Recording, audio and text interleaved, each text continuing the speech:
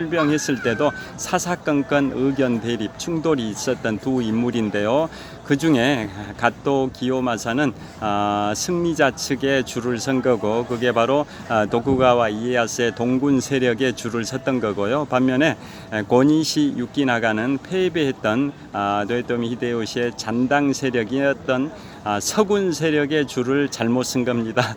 자, 그러면 동군에 가담해 가지고 승리를 했던 갓도 기요마사와 서군에 가담해서 패배를 했던 고니시 유키나가가 조선 출병에 있어서 임진왜란, 정유재란 당시에 어떤 역할을 했는지 재밌는 대목을 하나 말씀드리겠습니다.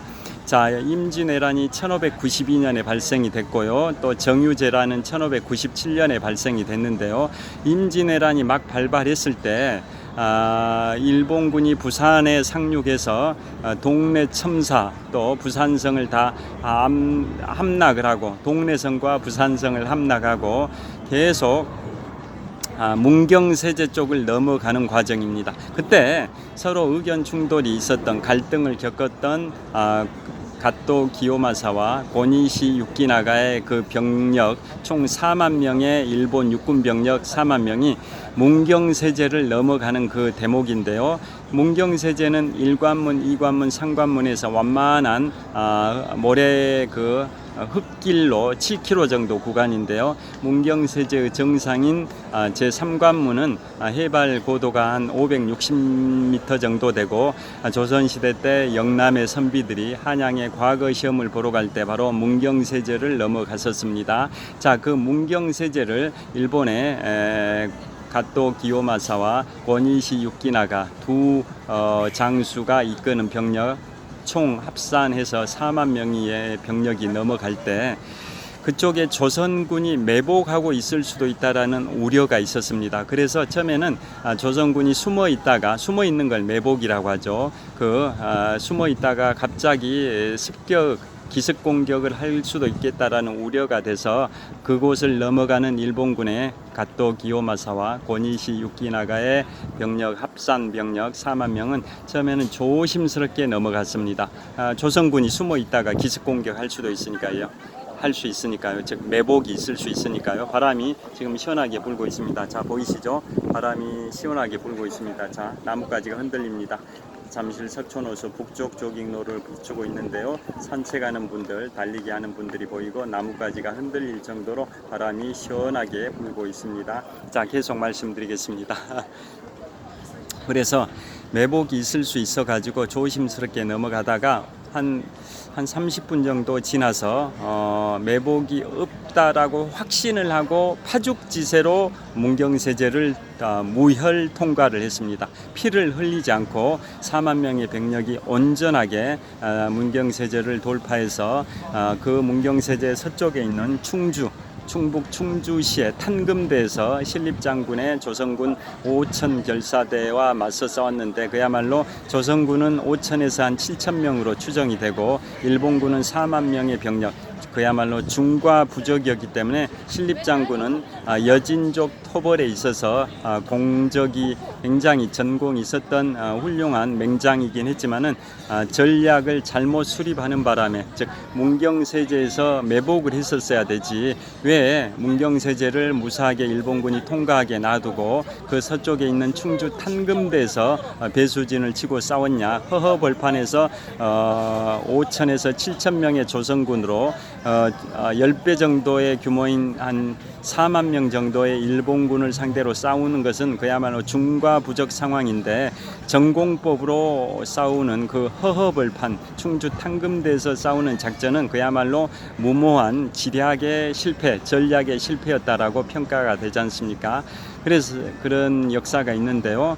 자, 그래서 일본군들은 처음에는 조심스럽게 문경세제를 통과하다가 30분 정도 지나서 매복이 없을 것이라고 확신하고 파죽지세로 문경세제를 돌파해서 그 태백산맥 서쪽 충북 충주시 탄금대에서 신립장군의 약 7천 명의 결사대와 남한강을 배경으로 싸우는 조선군 7천 명과 일본군 정예병력 4만 명이 맞붙어 가지고 조선군이 전멸을 해서 일본군은 파죽지세로 한양을 점령했고, 조선의 선조 임금은 임진강 건너서 평양의 대동강으로 도피를 했죠. 그러니까 백성들이, 한양의 백성들이 분노해가지고 백성을 버리고 야반 도주한 조선 선조 국왕을 분노해가지고 경복궁을 불태워 버렸던 역사도 있는데요.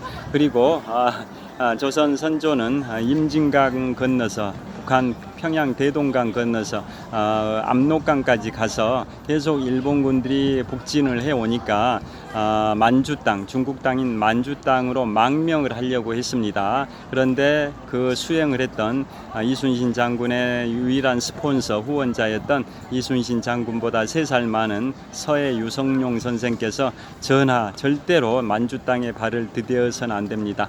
나중에 명나라가 우리 조선군을 구원해줘 가지고 전하께서 다시 임금의 자리에 오르시려고 한다 할지라도 지금 만주 땅, 중국 땅으로 망명을 하게 되면 절대로 백성들은 전하를 조선의 임금, 국왕으로 생각하지 않을 겁니다. 그래서 절대 만주 땅, 중국 땅에 발을 디뎌서는 안 된다라고 간청을 해서 선조가 그 말을 수용해서 중국으로 망명하지 않았는데요. 나중에 임진왜란이 명나라의 도움으로 명나라의 이효성 장군, 그다음에 유정 장군, 그다음에 진린 장군, 이런 인물들이 조선군을 구원하기 위해서 파병을 하죠. 그래서 명나라의 도움도 있었고, 우리의 의병과 승병들의 혁혁한 전과도 있었고, 무엇보다도 바다를 지키신 바로 충무공 이순신 장군의 그러한 역할이 있어서 조선은 멸망하지 않고,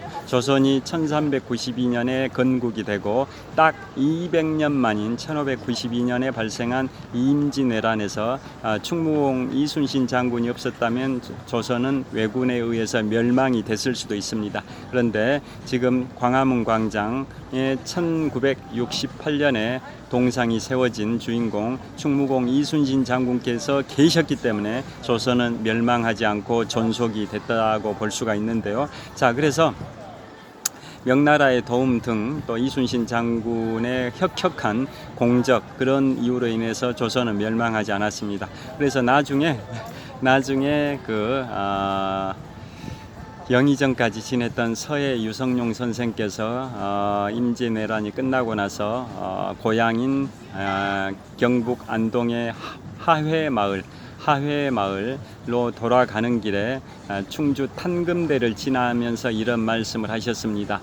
자, 한 나라의 장수가 나라를 흥하게 할 수도 있지만 나라를 망하게 할 수도 있다. 즉, 한 나라의 장수였던 신립장군의 그 전략 부재, 판단 실수가 조선을 멸망시켜 버릴 수도 있었는데 운 좋게 조선이 살아난 거다. 그래서 한 나라의 장수는 나라를 흥하게 할 수도 있지만 망하게 할 수도 있다. 바로 신립장군의 그 탄금대 전투의 패배를 두고 비판했던 내용이고요. 그게 우리나라 국보 3호 임진왜란의 참상을 생생하게 그린 서해 유성룡 선생이 집필하신 징비록에 나와 있는 말입니다.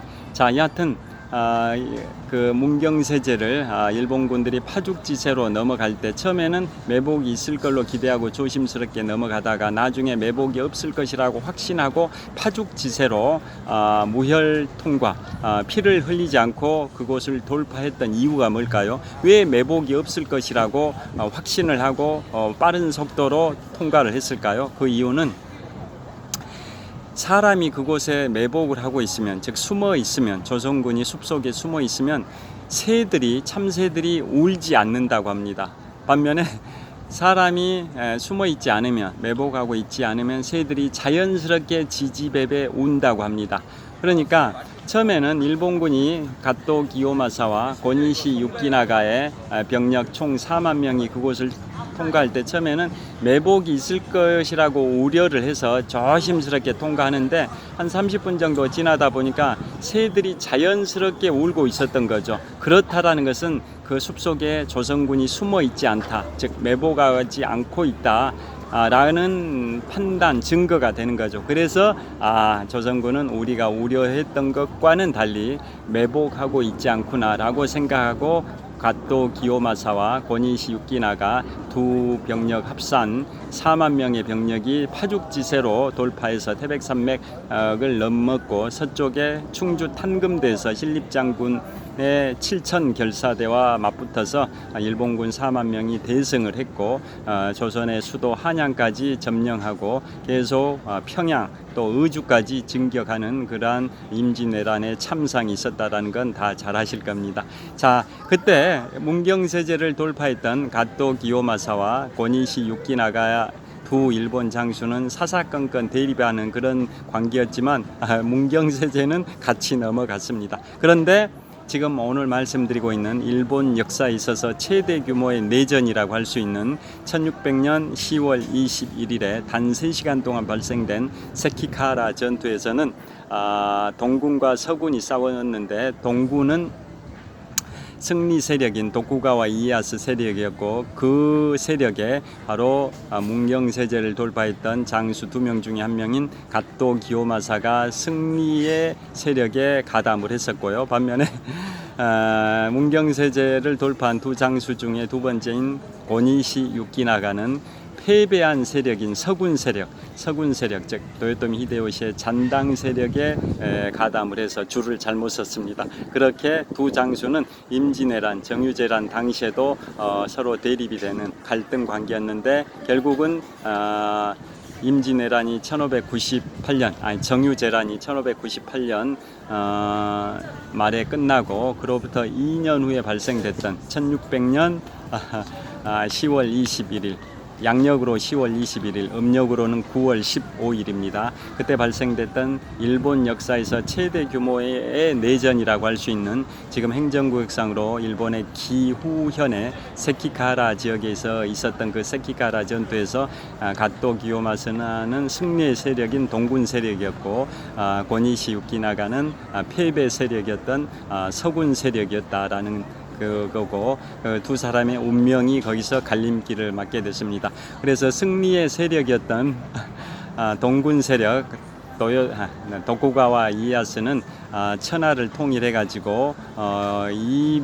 그로부터 세키가하라 전투 시점으로부터 3년 후인 1603년에 에도 막부 도쿠가와 이에야스의 막부 정권을 탄생시켜서 그게 1868년 명치 유신, 메이지 유신 때까지 265년 동안 부귀 영화를 누렸고요. 반면에 패배 세력이었던 서군 세력들, 즉 도요토미 히데요시의 잔당 세력들은 다 멸문지화를 당해서 가문이 다 멸망이 돼버렸습니다. 자, 에도 막부가 시작했던 1603년은 동양 일본사에서는 에도 막부 265년의 역사가 시작되는 시점이 바로 1603년이고요. 그러니까 세키카하라 전투에서 도쿠가와 이에야스의 승리 시점으로부터 3년 후인 1603년에 에도 막부가 시작이 되는데요. 그 1603년이 바로 영국사에서는 영국을 해상 강국으로 기반을 닦은 엘리자베스 1세 여왕이 서거했던, 별세했던 연도가 1603년이기도 합니다. 다 잘 아시다시피 엘리자베스 1세 여왕은 영국의 헨리 8세의 두 번째 부인 엠블린의 딸로서 1588년 세계 3대 해전 중에 하나인 칼레 해전에서 스페인의 펠리페 2세의 무적 함대, 스페인어로 아르마다 인벤시블레를 격침시켜서 영국이 이제는 해상 제해권을 갖게 된 그 분기점이 바로 1588년, 즉 임진왜란이 발발되기 4년 전이었던 1588년에 발생된 바로 칼레 해전입니다. 칼레 해전. 정확한 날짜는 1588년 8월 8일입니다. 그 칼레 해전에서 영국의 엘리자베스 1세 여왕이 스페인의 펠리페 2세의 무적 함대, 스페인어로 아르마다 인벤시블레를 격침시켜서 기존에는 해상 주도권을 스페인이 가지고 있었던 무적 함대 시대였다고 한다면 그 칼레 해전을 통해서 영국이 승리함으로써 이제는 영국이 해상 강국으로 부상하게 된 그 시작이 됐던 게 영국의 엘리자베스 1세 여왕 시대인데요. 그분이 1603년에 서거했고 그 연도에 일본의 도쿠가와 이에야스가 에도 막부 265년의 역사를 열었습니다. 자, 그래서 오늘은 그 첫 번째 전투로 일본 역사상 최대 규모의 내전인 세키가하라 전투에서 승리한 도쿠가와 이에야스의 에도 막부 시작을 말씀드렸고요. 그 다음에 이제 두 번째, 지금부터는 오사카성 전투입니다. 자, 세키가하라 전투가 도요토미 히데요시의 정권의 몰락을 가져온 전투라고 한다면 그로부터 15년 후인 1614년 10월부터 1615년 6월 4일까지 있었던 오사카성 전투는 도요토미 히데요시의 가문의 몰락을, 가문의 멸망을 가져온 전투입니다. 즉 세키가하라 전투는 도요토미 히데요시 정권의 몰락을 가져온 전투고, 반면에 그로부터 15년 후에 있었던 오사카성 전투는 도요토미 히데요시의 가문의 멸망을 가져온 전투다라고 이제 상징할 수가 있는데요. 자, 그러면 그 과정을 말씀드리면 1600년에 세키가하라 전투에서 도쿠가와 이에야스가 승리하고 3년 후인 1603년에 에도 막부를 열었고, 그런데 그보다 5년 앞선 1598년에 정유재란이 끝날 무렵에 도요토미 히데요시가 유언을 했고, 그 두 가지 유언 중에 하나가 바로 그의 아들 도요토미 히데요리는 절대 죽이지 말고 보호해달라라는 의미의 요청이었고, 그래서 처음에는 도쿠가와 이에야스도 그 유언을 따르기 위해서 그냥 살려줬는데요. 자, 세키가하라 전투에서 패배했던 세력들은 결국 도요토미 히데요시의 잔당 세력이지 않습니까? 그래서 그 세력들을 섬멸시켜서 승리했던 도쿠가와 이에야스 입장에서는 도요토미 히데요시의 아들인 도요토미 히데요리도 없애버리는 게 나중에 그 히데요리가 성장해서 반기를 들 수 있는 그 여지를 차단해버리는 게 바람직한데, 과거에 일본의 통치자였던 도요토미 히데요시가 유언을 하기를 살려달라고 했기 때문에 살려주고 있었던 거죠. 그런데 세월이 흘러가지고 1615년이 됐습니다. 1615년이면 결국은 세키가하라 전투로부터는 15년이 지난 시점이고, 에도 막부가 시작했던 시점으로부터는 13년이 지난 시점이었는데요. 그 시점에 이제 도요토미 히데요시 아들인 도요토미 히데요리의 나이가 21살이 됐습니다. 즉 성인이 됐다라는 얘기죠. 성인이 됐으니까 이제 일본의 천하 통일을 했던 도쿠가와 이에야스 입장에서는 두려움을 느꼈습니다. 왜? 세키가하라 전투에서 도요토미 히데요시의 잔당 세력을 다 섬멸해서 일본을 천하 통일하긴 했지만은, 그래서 도요토미 히데요시의 잔당 세력은 대부분 멸문지화를 당하긴 했지만, 과거의 통치자였던 도요토미 히데요시의 유언에 따라서 그의 아들인 도요토미 히데요시를 살려두고 있었는데, 그 살려뒀던 도요토미 히데요시가 이제 성인이 돼서 21살이 돼서 성장을 해가니까 이제 천하 통일을 했던 도쿠가와 이에야스마저도 두려움을 느낀 거죠. 나중에 이 성인이 된 이 도요토미 히데요리가 또 세력을 규합해서 천하 통일한 도쿠가와 이에야스를 상대로 대항을 할 수가 있겠다라는 우려가 든 거죠. 그래서 결단을 내립니다. 이제 유언을 더 이상 들어줄 수 없다. 결국은 도쿠가와 이에야스는 도요토미 히데요시의 아들인 도요토미 히데요리를 없애기로 결단을 내립니다. 그래서 그 당시에 에도 막부, 즉 도쿠가와 이에야스의 막부는 지금의 일본의 수도 도쿄, 즉 동경에 상주하고 있었고요. 반면에 도요토미 히데요리는 오사카성에 상주를 하고 있었습니다. 오사카성. 그래서 1615년 10월 도요토미 히데요리의 아들이 21살이었던 시점 1615년 10월에 드디어 일본을 천하 통일을 한 도쿠가와 이에야스의 군대가 바로 오사카 성을 완전히 포위를 합니다. 그래서 총공격을 가하는데요. 그 오사카 성은 그야말로 난공불락의 철옹성입니다. 그 안에 도요토미 히데요시의 아들인 도요토미 히데요리와 그의 어머니가 그곳에 상주를 하고 있었는데요. 그 오사카 성에 대하여 천하통일한 도쿠가와 이에야스의 세력이 총공격을 가했지만은 난공불락의 철옹성이다 보니까 쉽게 함락이 안 됩니다. 그래서 1615년 10월에 시작된 그 전투는 겨울이 지나도 끝나지 않고 성을 함락을 못 시키고 이듬해 1614년에 발생이 됩니다. 1614년 10월에 발생이 됐고요. 1614년 10월이니까 에도 막부가 시작한 지 11년이 된 시점이고 세키가라 전투가 끝난 지 14년이 된 시점이었던 거죠. 즉 1614년 10월에 그때 도요토미 히데요리의 나이가 21살입니다. 그러니까 도요토미 히데요리는 1593년생이고 그의 아버지 도요토미 히데요시가 했었던 1598년도에는 나이가 5살밖에 안 됐고 그래서 자기 아들을 살려달라고 유언을 남기고 도요토미 히데요시가 사망했지 않습니까?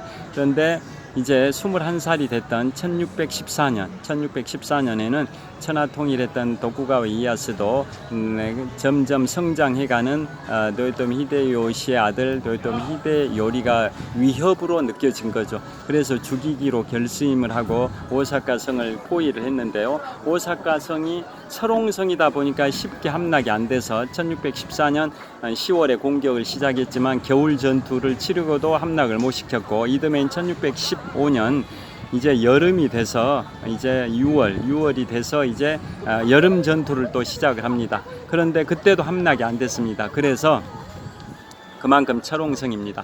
제가 지금부터 7년 전 2017년 7월 1일부터 7월 4일까지 3박 4일 동안 일본 오사카와 교토를 4식구 가족 여행을 했습니다. 아들이 의무경찰로 입대를 하기 2달 전이었는데요. 자, 아들의 의무경찰 입대, 군대 입대를 2달 앞둔 시점에서 4식구 가족 여행으로 2017년 7월 1일부터 7월 4일까지 3박 4일의 일정으로 지금부터 7년 전이죠. 일본 오사카 교토를 갔었는데요. 그때 바로 오사카에 가면 가장 많이 찾는 곳이 바로 오사카 성입니다.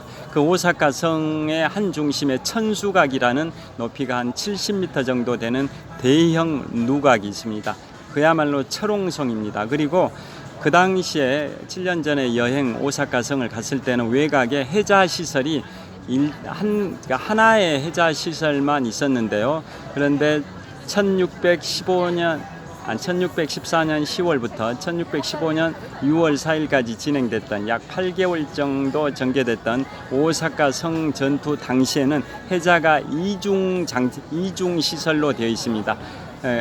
그 오사카 성을 감싸고 있는 해자라는 게 연못 시설로 적이 침투를 못하게 연못을 설치해 놓은 것을 해자 시설이라고 하지 않습니까?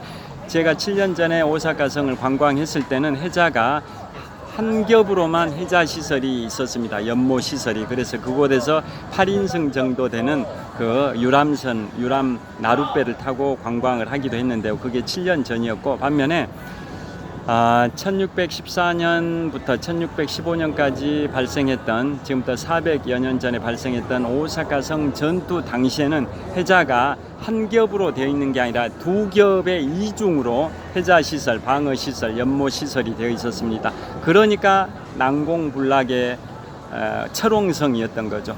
그래서 1614년 10월부터 공격을 했지만 이듬해인 1615년 6월이 돼도 그곳이 함락이 안 됐습니다. 그래서 천하통일했던 도쿠가와 이에야스가 잔꾀를 부립니다. 잔꾀를 부리기를 그 안에 갇혀있는 천수각에 갇혀있는 도요토미 히데요시 아들 도요토미 히데요리에게 제안을 합니다. 우리 화해하자.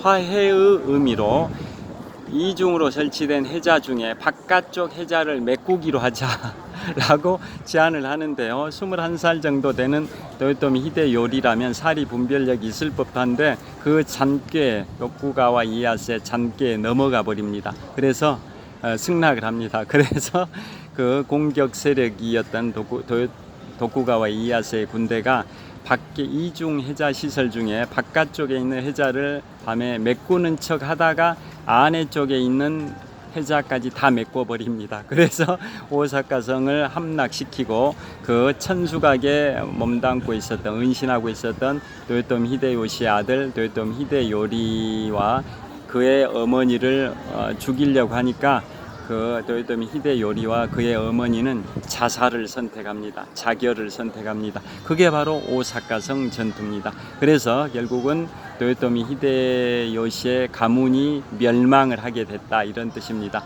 그러니까 처음에 말씀드린 일본 역사상 최대 규모의 내전인 1600년 10월 21일에 세키가라 전투는 도요토미 히데요시의 정권이 몰락이 된 거고요. 즉 잔존 세력이 멸망했으니까 도요토미 히데요시의 정권이 몰락을 한 거고, 그로부터 14년 15년 후에 있었던 오사카성 전투는 도요토미 히데요시의 아들인 도요토미 히데요리와 그의 어머니까지 자살을 하게 되는 극단적 선택을 하는 사태를 가져왔기 때문에 결국은 도요토미 히데요시의 가문이 멸망을 하게 된 전투가 바로 오사카성 전투입니다. 자, 그래서 오늘 제목은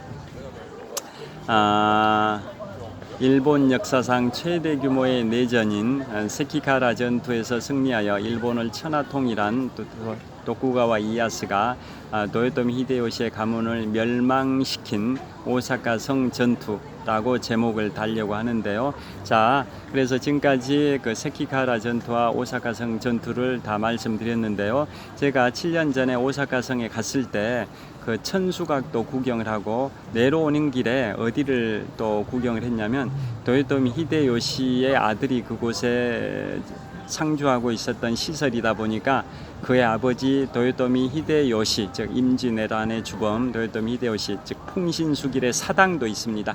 일본은 신사라고 하죠. 신사가 있어서 그 안에도 들어가 봤는데요.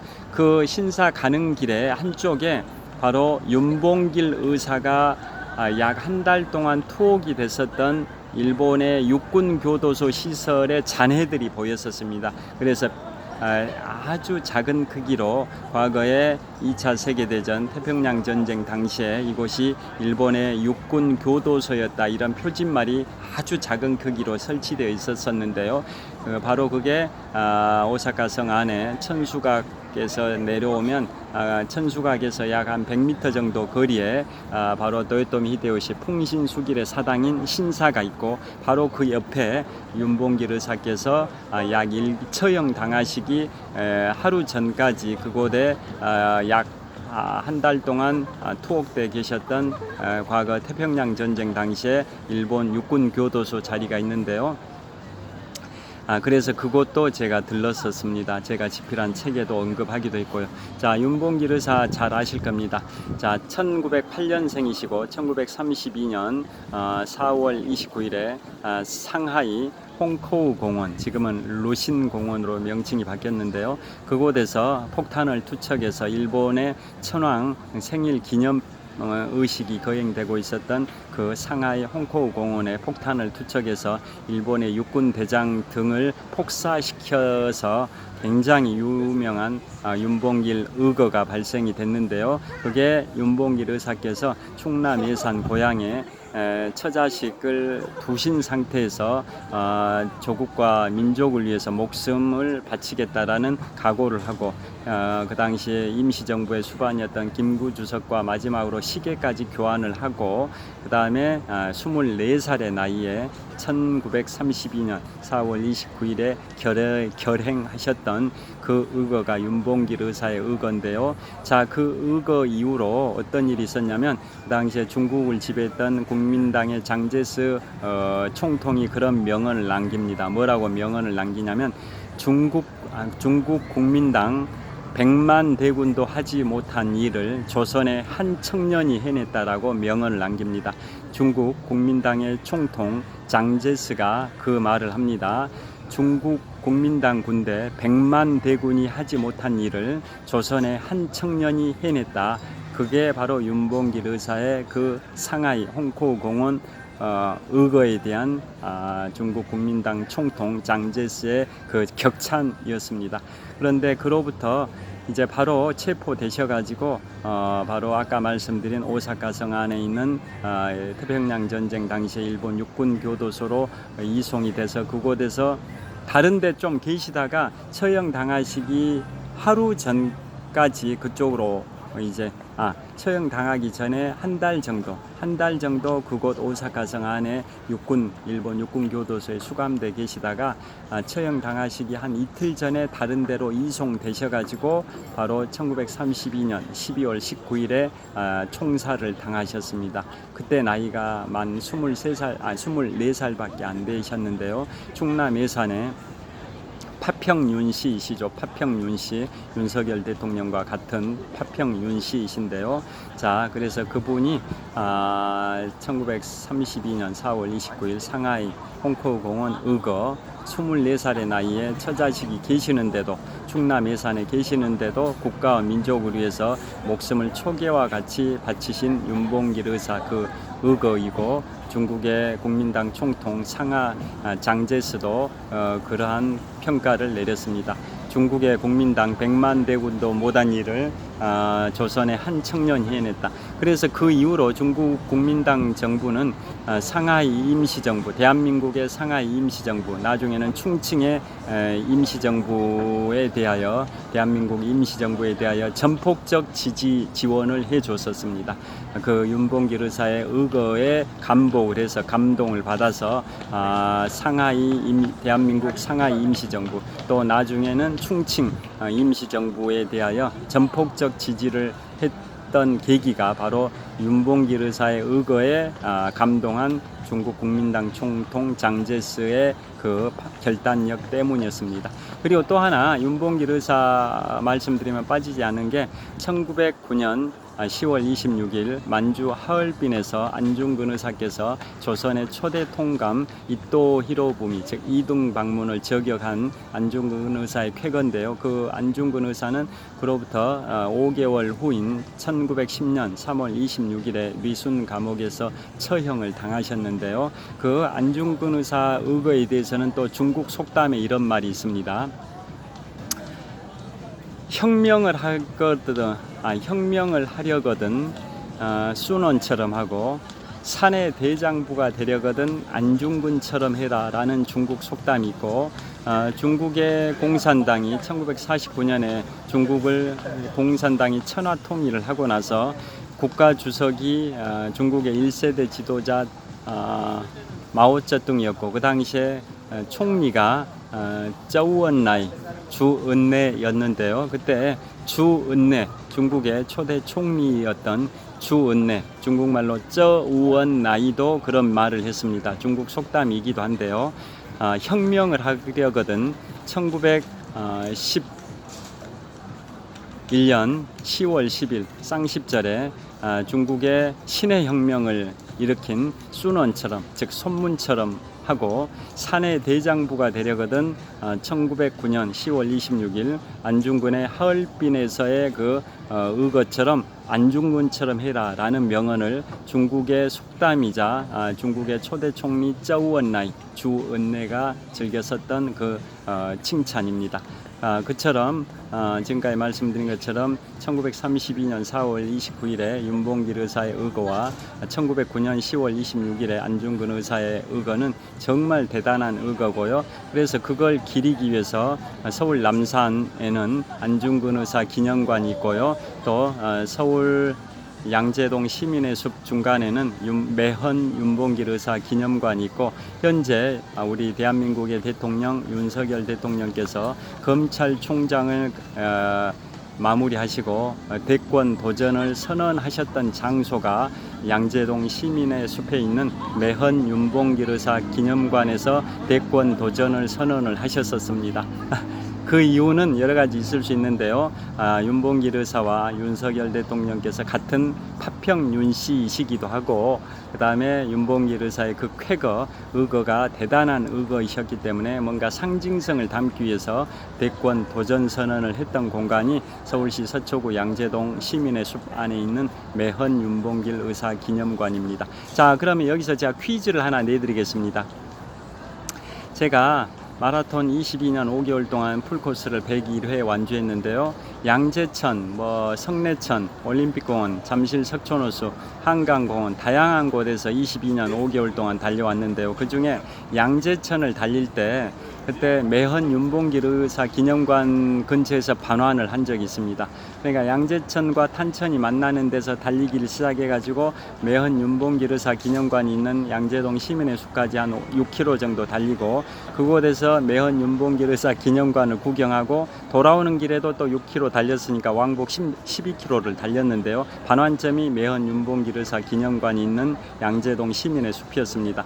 그게 지금부터 한 7년쯤 전인데요. 그때 윤봉길 의사 기념관 갔더니 안내하시는 분이 이렇게 슬라이드 영상을 보여주면서 윤봉길 의사의 쾌거에 관해서 설명을 했습니다. 그러면서 퀴즈를 냈습니다. 그 퀴즈를 여러분께 한번 내드리겠습니다. 의사와 열사의 차이가 뭘까요? 이 의사와 열사의 차이. 윤봉길 의사, 안중근 의사, 나석주 의사, 유관순 열사, 이한열 열사, 의사와 열사의 차이가 뭘까요? 카메라가 잘 찍히는지 보고 있습니다. 현재 1시간 20분 정도 촬영하고 있는데요. 의사와 열사의 차이 10분 내에 마무리하겠습니다.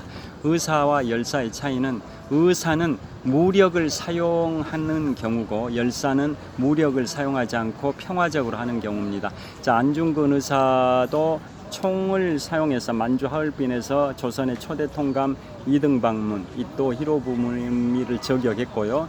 윤봉길 의사도 폭탄을 던져가지고 만주 홍커우 공원에서 일본의 육군 대장 등을 폭사시켰습니다.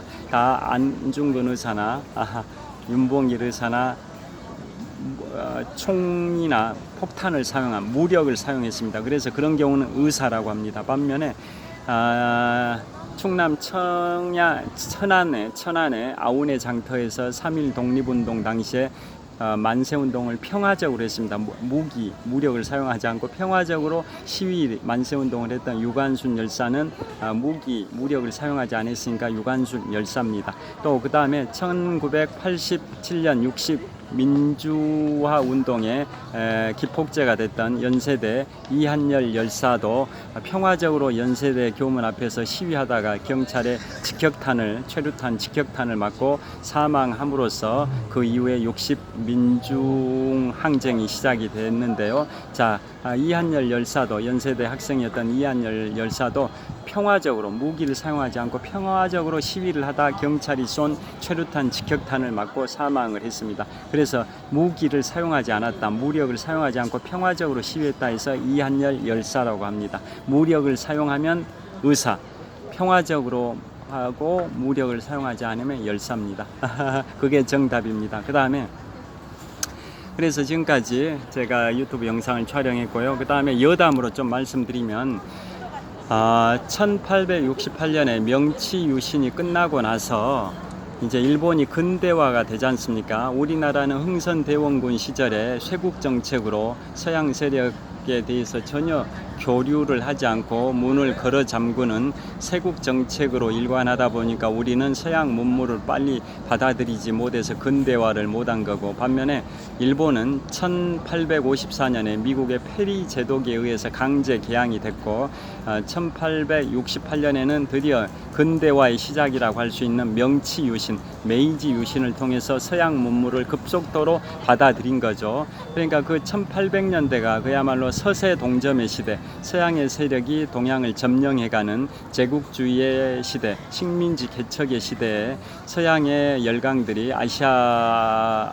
아프리카, 이런 남미 지역을 다 식민지로 개척해 가는 서세 동점의 시대, 서양의 세력이 동양을 점령해 가는 그런 제국주의 시대, 식민지 개척의 시대였는데, 그래서 대부분의 동양의 국가들은 서양의 열강들에 의해서 점령이 됐는데요. 반면에 일본은 1868년에 메이지 유신을 통해서 급속도로 근대화를 했기 때문에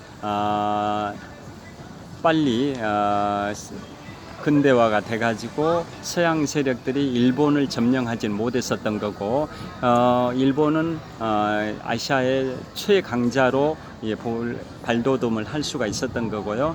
그래서 이제 일본도 서양들과 비슷하게 어깨를 나란히 하면서 제국주의의 그 물결에 합류를 하게 되는데요. 그래서 1895년에는 청일전쟁을 통해서 일본이 중국을 꺾어버리고, 또 10년 후인 1905년에는 러일전쟁을 통해서 일본이 러시아까지 꺾어버리고, 그 다음에 1905년에 미국의 대통령 특사 윌리엄 태프트와 일본의 수상 가스라 간의 비밀 협정인 이른바 가스라 태프트 밀약을 맺어가지고 어떻게 합의를 하냐면, 일본이 조선을 지배하는 것을 미국이 봐주겠다, 용인하겠다. 또 반대로 미국이 필리핀을 지배하는 것을 일본이 눈감아주겠다. 이게 가스라 태프트 밀약이지 않습니까? 그게 1905년에 체결됐지 않습니까? 그 결과 일본은 이제 조선 침탈을 브레이크 없이 급속도로 진행할 수 있었던 거고, 그래서 1905년에 을사강제늑약을 통해서 조선의 외교권을 박탈을 했고, 5년 후인 1910년에는 강제 병합을 통해서 우리 조선은 일본의 강점 식민지가 돼버렸고, 그 36년의 역사, 일제강점기가 시작이 됐던 역사가 있지 않습니까? 일본은 계속적으로 그 제국주의의 서양 물결과 어깨를 나란히 하면서 드디어 1931년에는 만주사변을 통해서 지금의 중국 동북 삼성에 해당되는 만주 지방에 욕심을 부린 거고, 그 다음에 드디어 1937년에는 중일전쟁을 통해서 일본은 이제 만주에 만족하지 않고, 중국의 동북 삼성인 만주 지역에 만족하지 않고 중국 본토까지 침략하겠다라는 이제 야욕을 불태운 거고, 그게 1937년 중일전쟁이었지 않습니까? 그 뒤로도 그것에 대하여 계속적으로 이제 미국에서는 이건 가만히 둬선 안 되겠다. 1905년에 가스라 태프트 밀약을 통해서 일본이 조선을 지배하는 것은 용인하겠다. 일본이 조선을 지배하는 것을 미국이 용인하겠다. 또 반대로 미국이 필리핀을 지배하는 걸 일본이 용인하겠다라고 미국과 일본 간의 상호 비밀 협정을 맺었지만, 그로부터 36년이 지난 1941년에는 이제 상황이 달라진 건데요. 자, 바로 그 직전에 1931년에는 바로 만주사변, 1937년에는 중일전쟁을 통해서 일본이 이제 조선에 만족하지 않고 중국 본토에 대해서도 욕심을 부리다 보니까 이대로 놔둬선 안 되겠다라고 미국은 판단을 한 거고, 그래서 미국이 일본에 대해서 전략 물자인 철광석이나 특히 석유 수출을 금지시켜버리는 금수 조치를 내리니까 일본은 이제 미국과 일전을 치를 수밖에 없다라고 생각을 하고, 1941년 12월 7일 미국의 하와이 진주만을 일본의 가미가제 특공대가 기습 폭격을 해가지고 2차 세계대전의 태평양 전쟁이 발생이 됐는데요. 그것은 일본의 큰 실수인 거죠. 세계 최강 국가 미국을 건드려 버려가지고 미국이 2차 세계대전에 참전할 수밖에 없는 상황을 만든 게 바로 일본이 1941년 12월 7일에 바로 미국의 하와이 진주만을 기습 폭격했기 때문에 발생이 된 거고, 그것은 일본 입장에서는 큰 실수를 한 겁니다. 또 역시 같은 해 1941년 6월 22일에는 독일이 2차 세계대전의 동쪽 축이었던 소련을 상대로 침략을 한 게 바로 바르바로사 작전인데요. 그 전에는 독일이 1939년 9월 1일 폴란드를 침공함으로써 2차 세계대전의 서부 지역에서 서부전선만 있었지만 2차 세계대전이 시작하고 약 2년이 지난 1941년 6월 22일에는 동쪽에 있는 소련까지 점령해야겠다. 왜냐? 전략 물자인 석유 자원이 있어야 탱크, 전투기, 함정을 움직일 수가 있다 보니까 2차 세계대전을 승리로 이끌려면 소련의 카프카스 유전지대의 석유를 빼앗아야겠다. 그래서 결국은 독소 불가침 조약을 파기하고 1941년 6월 22일 드디어 독일이 소련을 공격하는 이른바 독소 전쟁이 발생했고 그걸 바르바로사 작전이라고 하는데요. 그것도 독일 입장에서는 큰 실수인 거죠. 왜냐? 독일은 서쪽에 있는 서부전선만 유지했으면 해볼만 했을 텐데 이제는 동쪽에 있는 동부전선 소련을 상대로도 전쟁을 시작해서 이제 두 전쟁을